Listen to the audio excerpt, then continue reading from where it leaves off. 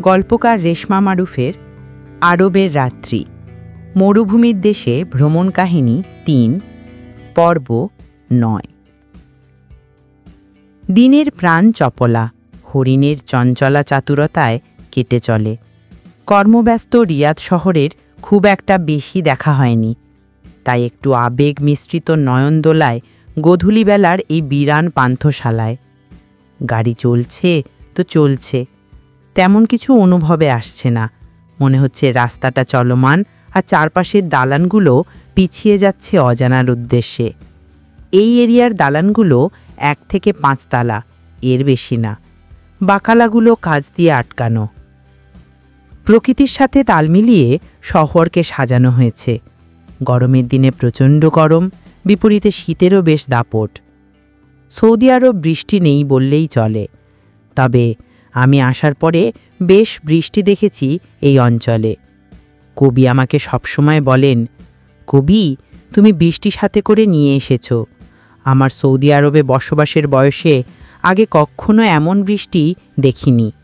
আরও অনেকের মুখে শুনেছি সৌদি আরব এমন বৃষ্টি দেখেননি তারা। রং ছড়িয়ে নিস্তব্ধ বিকেলের অনেশা স্রোতে ভেসে চলি আশার ডিঙি বেয়ে মোহনার জলে। মনের অজান্তেই হিয়ার কোণে উথলে পড়ছে প্রকৃতির শুভ্র প্রেম প্লাবন। নয়ন ঝাপসা, সূর্য প্রস্থান করেছে ধরণীর মায়াকে বিদায় জানিয়ে। বাতাসে মরুপুষ্পের গন্ধ ছড়িয়ে হৃদয় ছুঁয়েছে সান্ধ্য প্রহরী। জানালায় উকি দিচ্ছে কোজাগরি চাঁদের আলো। নিশিলতায় জড়ানো পাপড়ির গায়ে আলতো করে চুম্বন করছে দুঃখিনী শশী। কেননা বিজলির আলোর প্রখরতা মরুশহরকে ঝলমলে করে তুলবে কিছুক্ষণের মধ্যেই। কবি মারুফ এবং ইনভেস্টর খানের মধ্যে আলাপচারিতা বহমান। দুজনেই উদার চিত্তে নিজ নিজ শৈশব নিয়ে আলোচনায় তৃপ্ত মনে সময় স্রোত বয়ে নিয়ে চলছেন। নয়নতারায় জলজল করছে স্মৃতির উল্কি। ঘুড়ি উড়ে চলছে হৃদয় গহনের সুখ পিঞ্জিরায়। ব্যাপারী বাড়ির খালের পানিতে পাল্লা দিয়ে হুলডুবানি খেলা। স্মরণে তিতলিরা উড়ে যেন আজ দুটি অন্তর্কথনের ফুলঝুড়িতে।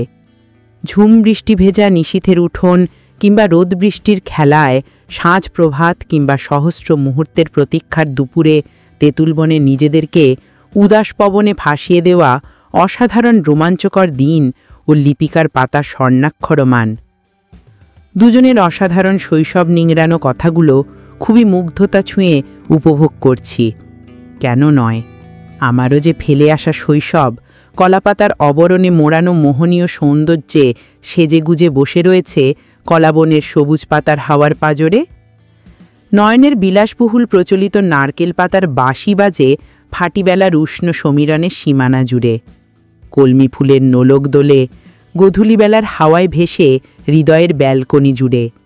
রং বেরঙের বালিয়ারি খালা করে মনের দুঃখের শৌখিন দুয়ারে।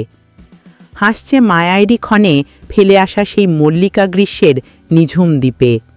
কল্পনার জগতে একলা চলা নদীর তীরে আঁচড়ে পড়ার অনর্বর ধ্বনিতে। গোধূলি রঙের খেলা চলছে ধরণী ছুঁয়ে।